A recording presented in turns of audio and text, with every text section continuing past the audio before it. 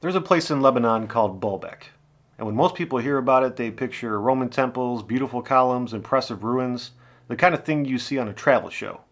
But the Roman temples are not the story. The story is what's underneath them. Because when the Romans arrived at Baalbek, they found something already there. A foundation platform built from stones so large that nobody, not then, not now, has been able to fully explain how they were constructed. And sitting in the quarry nearby, still attached to the bedrock, is a stone that was apparently being prepared for the platform before the whole project stopped. And it weighs 1,650 tons. And nobody's ever moved it. Not the ancient builders, not modern engineers. It's still sitting in the exact same spot where it was cut. Because even today, with the most advanced lifting equipment on the planet, moving a stone that size is right at the edge of what is physically possible. And the stones that did make it to the site, well, they ended up 20 feet off the ground. And this is where the story starts getting into the territory that I genuinely can't explain. So what actually is Baalbek? Baalbek sits in the Bekaa Valley of Lebanon. It's been occupied for at least 9,000 years. Multiple civilizations have called it sacred. The Phoenicians, the Greeks, the Romans, the Arab cultures that came after, every single one of them treated this location as holy ground from the most ancient times. When the Romans arrived around the 1st century BC, they built their temples there. The Temple of Jupiter and the Temple of Bacchus, genuinely impressive structures that still stand today. But here's what the Romans encountered when they showed up. A massive stone platform was already there, already built, already ancient. The Romans didn't construct the foundation that they built on, they inherited it. And rather than tear it down and start fresh, which the Romans absolutely would have done if the existing structure was not extraordinarily solid, they looked at what was already there and decided to build on top of it.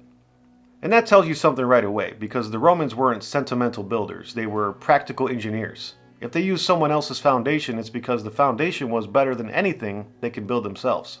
The platform they inherited is called the Grand Terrace, and the western retaining wall of that terrace contains what are known as the Trilithon, 3 of the largest stones ever placed by human hands anywhere on Earth, each of them weighing between 800 and 900 tons.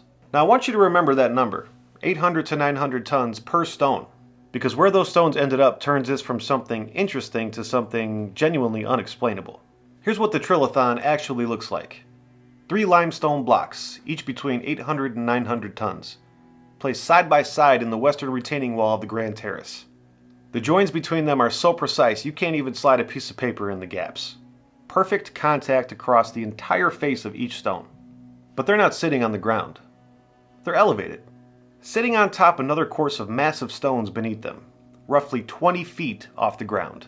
So the engineering problem here is not just moving 3 800-ton blocks across terrain.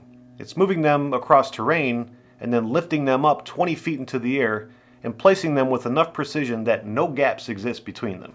The largest crane operating in the world today can lift around 3,000 tons under ideal conditions. Flat, stable ground, months of preparation, purpose-built infrastructure, a team of specialized engineers. So yes, technically a modern crane could lift one of these stones, once in ideal conditions with extensive planning. But placing it precisely against an adjacent stone at that height with no gaps, that's a different problem entirely. This is not just lifting, this is a controlled precision placement of 800 tons in the air. And the idea that ancient builders accomplished that with whatever technology existed before written history, using ramps and ropes and human labor, has never been consistently demonstrated by anyone. Engineers who study this site don't tend to come away with different explanations. They tend to come away with more questions, because every proposed mechanism for moving and lifting these stones runs into the same wall. The physics simply do not work at this weight and at this height with the technology that we can confidently attribute to the ancient world. And those are just the stones that actually made it to the site, because sitting in a quarry a quarter mile away is a stone that never did. And that stone tells a different part of the story entirely. About a quarter mile away from the main site there's a quarry. And in that quarry, still partially connected to the bedrock it was cut from, is a stone called the Stone of the Pregnant Woman. It weighs an estimated 1,650 tons. This stone was never moved. Not by the ancient builders, not by anyone since. It's been sitting exactly where it was cut. Partially detached from the surrounding rock, shaped into a clean rectangular block, clearly prepared and ready to go somewhere. And then the project stopped. Nobody came back for it. In 2014, German archaeologists working at the site found another massive stone buried nearby, still in the quarry. still partially attached to the bedrock, estimated to weigh around the same or possibly more as the stone of the pregnant woman.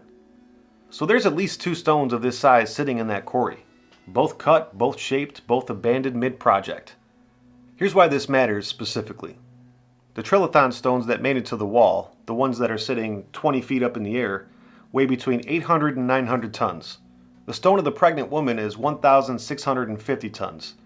It's nearly twice the size of the stones that were successfully moved and placed. Which tells us something remarkable about the people that were doing this. They were not working at the edge of their capability when they moved the Trilithon stones. They were apparently planning to go even bigger. The 1,650-ton stone in the quarry was the next phase of the project. Whatever stopped them stopped something that was still growing in ambition. And I find that detail genuinely unsettling because civilizations that are struggling to survive do not plan bigger projects. They scale back. Whatever interrupted this was not a gradual decline. It was sudden and significant enough that nobody ever came back to finish what they started. Now I want to be fair and give you the mainstream explanation before I tell you why it falls short. The conventional position is that ancient builders used ramps, wooden sledges, rollers, and large organized labor forces.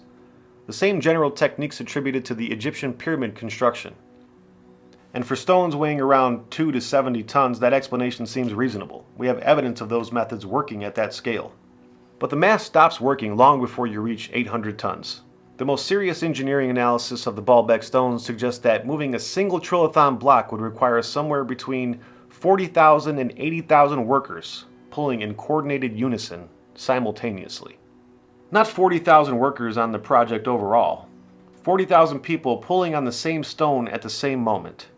The entire population of the Bekaa Valley region in the ancient world was likely in the tens of thousands total. You can't field a workforce larger than the population of the region. And that's just the horizontal movement problem of getting the stone from the quarry to the site. It doesn't address the vertical problem at all. Getting 800 tons 20 feet off the ground and placing it with precision against adjacent stones is a completely separate engineering challenge for which the ramp and rope explanation has no convincing answer. Some researchers have proposed water lubrication, hydraulic systems, counterweight mechanisms, but none of those proposals have been demonstrated at anything close to that scale. None of them have been found in the archaeological record at Baalbek. They're theoretical solutions to a problem that the physical evidence keeps refusing to cooperate with. Which is why a growing number of serious researchers have stopped focusing on the how and started focusing on the who. Because the identity of whoever built the foundation at Baalbek might actually tell us more about how they did it than any engineering diagram. And what the archaeological evidence points to about their identity is part of the story that connects everything. The honest answer is that nobody knows who built the foundation platform at Baalbek. There are no inscriptions on the megalithic stones, no carvings, no identifying marks that connect them to any known civilization.